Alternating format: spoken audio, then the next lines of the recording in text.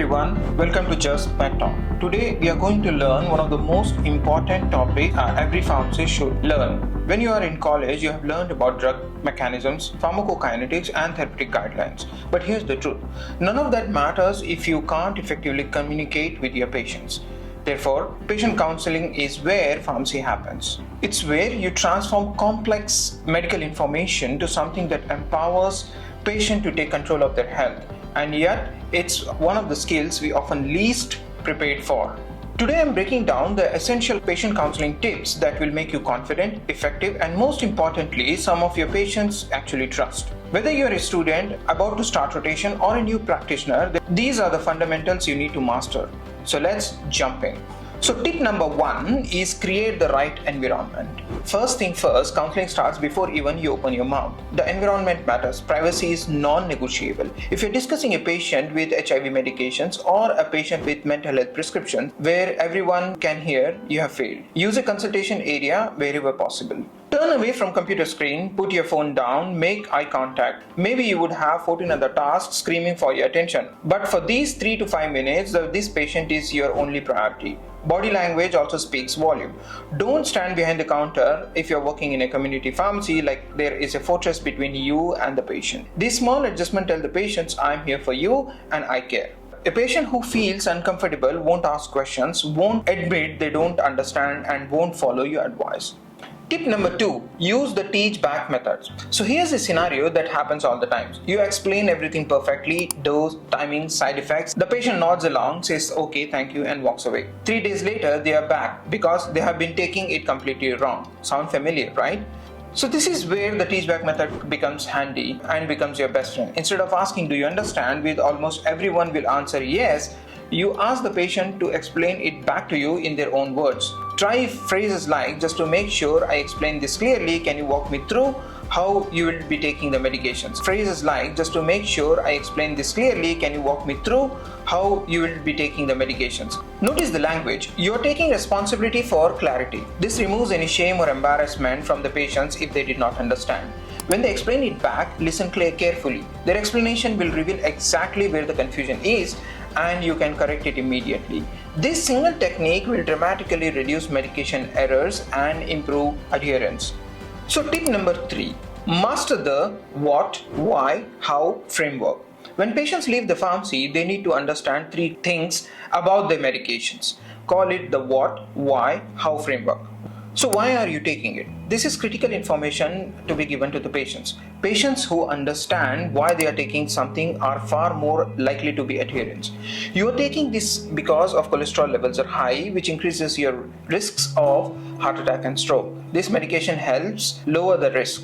How you should take it? Be specific, not just once daily. You have to also adjust the timing of the patient, at what time the patient prefers to take. Some of the patient prefers to take all the tablets during the day. The same number of medications when offered to another patient say that I'm taking more tablets in the morning, so that's why I want to take some of the tablets in the evening. So make sure you and the patients are on same page in designing the drug regimen.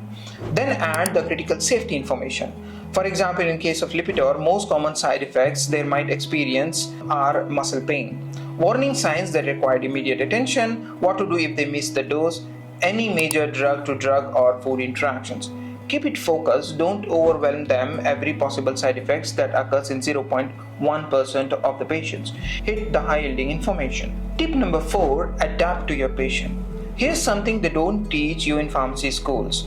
Every patient is different. Your counseling style needs to adapt. Consider health literacy, socioeconomic status, cultural differences, etc. Avoid medical jargon. Instead of take this medication BID, says twice a day, once in the morning and once in the evening. If you use a technical term, immediately follow with plain language for explanation. Be culturally sensitive. Some cultures have different views on medications, eye contact, or discussing certain health topics. Pay attention to the cues. If a patient seems uncomfortable, adjust your approach. Someone who has just received cancer diagnosis needs a different counseling approach than someone picking up allergy medications. Show empathy. Sometimes a patient needs you to be more than just a medication expert. Pediatric counseling involves the parent, whereas geriatric patients might need written instructions with large font. Young adults might appreciate you texting them a medication schedule. The best pharmacists are chameleons. they adjust their communication style to meet each patient where they are. So tip number 5, handle questions and concerns effectively. Patients will have questions, they will have concerns, they will have fears from something they read on the internet. This is actually a good thing. It means they are engaged. Never dismiss a concern. Even if it sounds irrational to you, it's real to them. Instead of saying don't worry about that, try that's a common concern, let me explain. If you do not know something, admit it. You are not expected to know everything. Address the Google effect. Patients will come in having read horror stories online. Acknowledge their research. I can see why that article would concern you. Let me put that information in context. Then provide evidence-based perspective without being condescending. Empower the patients but don't dictate. Instead of saying you must take this medication, try this medication works best when taken consistently. What's a good time each day that would work for your schedule? Give patients ownership of their treatment plan. Tip number 6 is documentation and follow-up. Your job does not end when the patient leaves the pharmacy. Documentation is essential, not just for legal protection but also continuity of care. The components of documents should include what you consult on, any concern the patient raised, whether they demonstrated understanding via teach-back method, any interventions you made, or calls to prescriber follow-up plans. This proactive approach catches problems early, builds trust, and sets you apart as a pharmacist who truly cares. Some pharmacists also offer formal MTM services or comprehensive medication reviews. These are excellent opportunities for deep dive counseling sessions. So here's the bottom line. Patient counseling is both an art and science. It takes practice, patience, and genuine compassion. You'll make mistakes. You'll have patients who don't listen. You will have days when you are too overwhelmed and give your best counseling. That's okay. We are all human. What matters is that you keep trying, keep learning, and keep putting patient first. Remember, you might be the only healthcare provider some patients see regularly than other healthcare providers. Your counseling matters, and it could be the difference between medication adherence and hospitalization, between confusion and empowerment. If you found this video helpful, give it a thumbs up and subscribe for more practical pharmacy content. Drop a comment below what's your biggest patient counseling challenge.